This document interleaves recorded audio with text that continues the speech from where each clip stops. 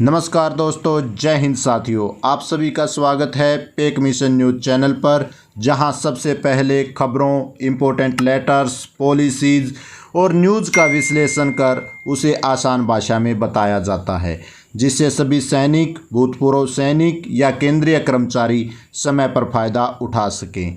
आज की इस वीडियो में हम बात करने वाले हैं उस फ़ायदे की जो सभी को मिलने वाला है, और यह वह आखिरी मौका है। जिसने इसे नहीं किया उसे पूरी सर्विस और पेंशन में नुकसान होगा।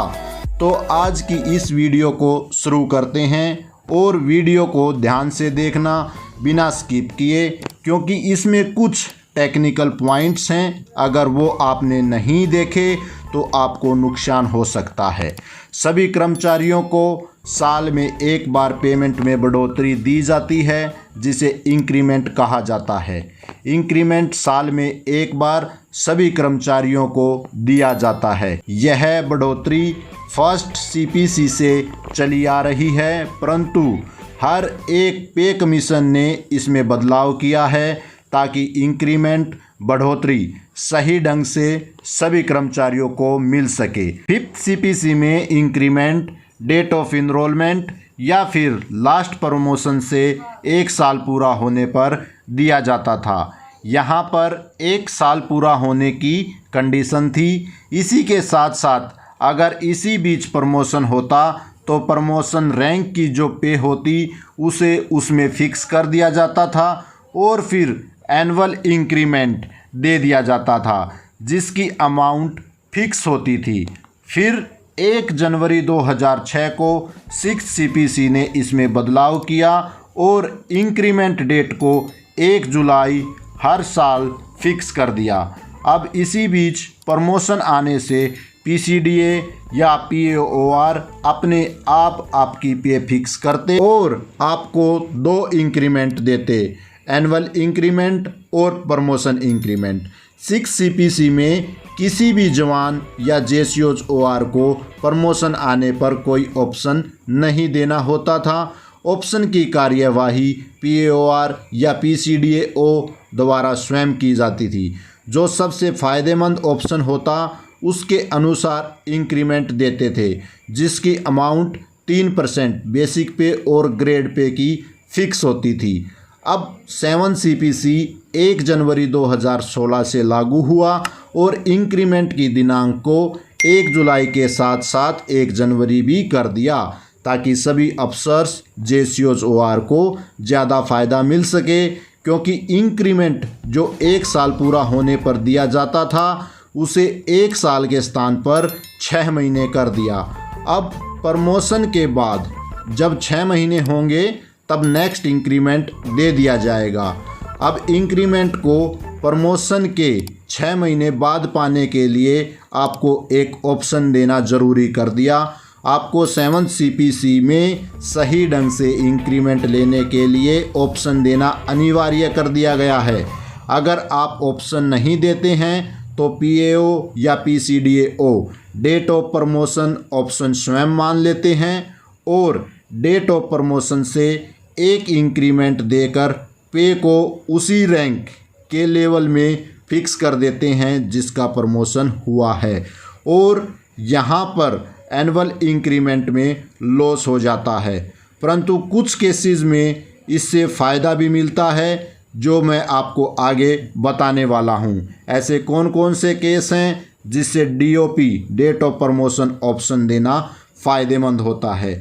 इसके अतिरिक्त यह देखा गया है कि DNI date of next increment option maximum case में फ़ायदेमंद रहता है।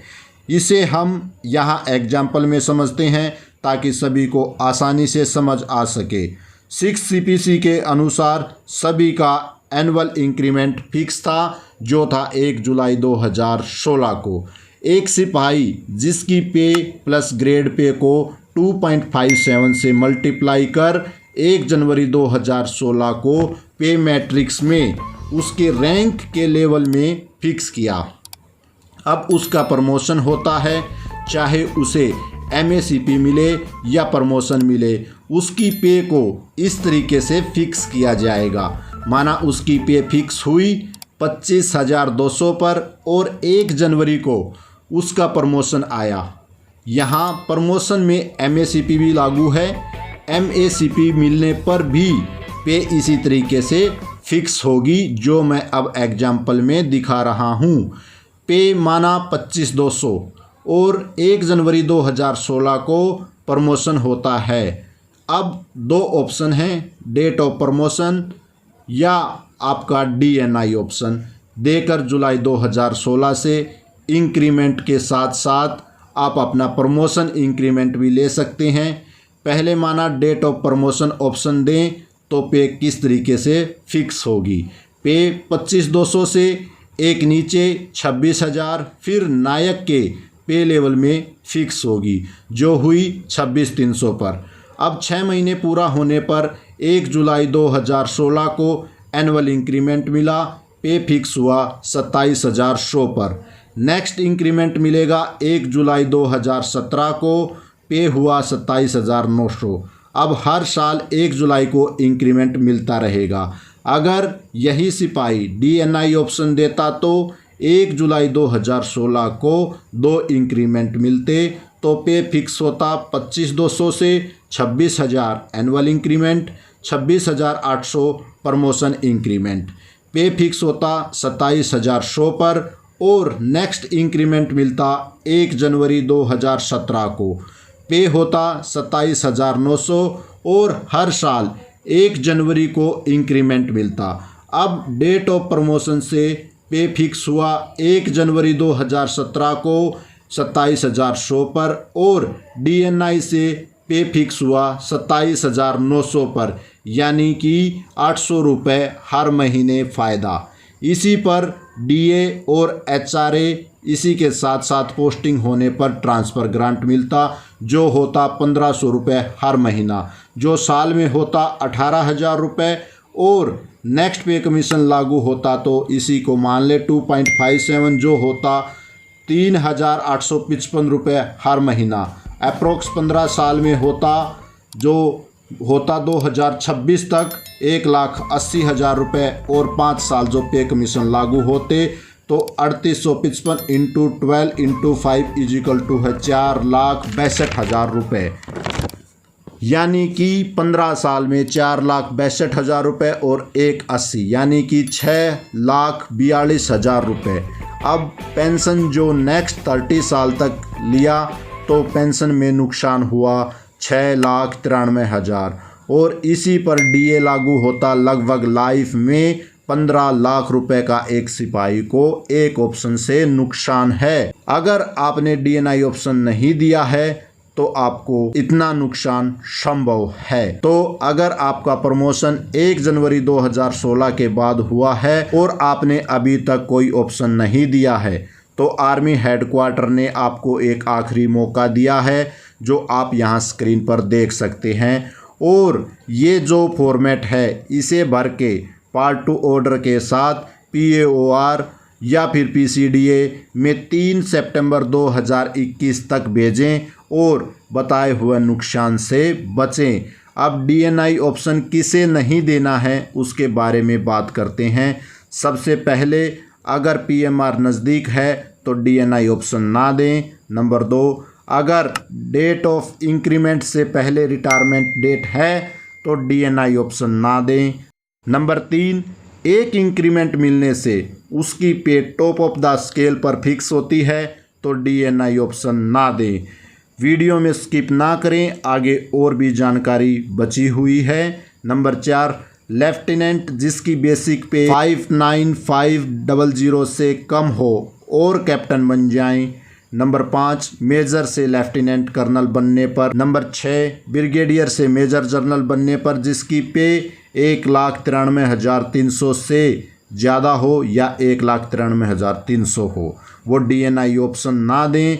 इसके अलावा सभी officers JCOs OR DNI option दें और अपना सही इंक्रीमेंट लें।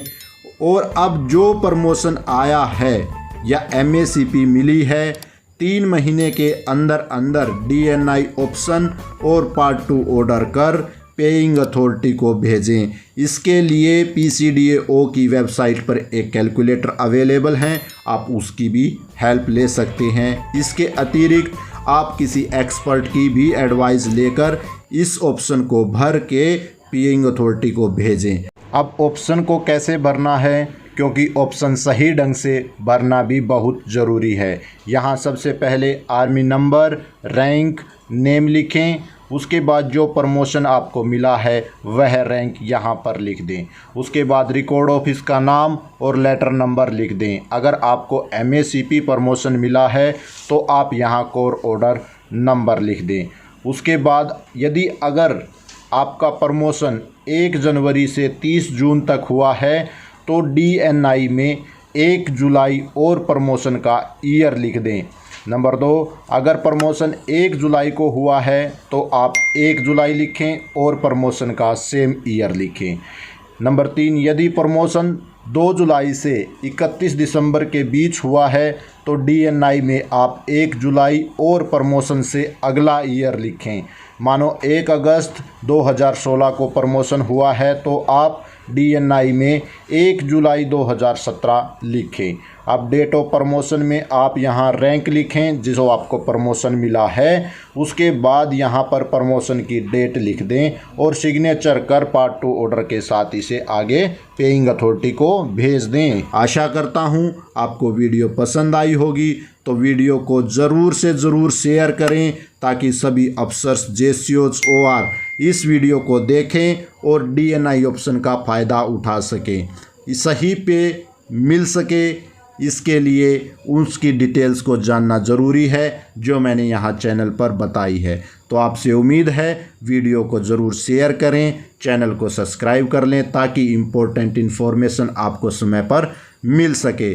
जय हिंद, जय भारत।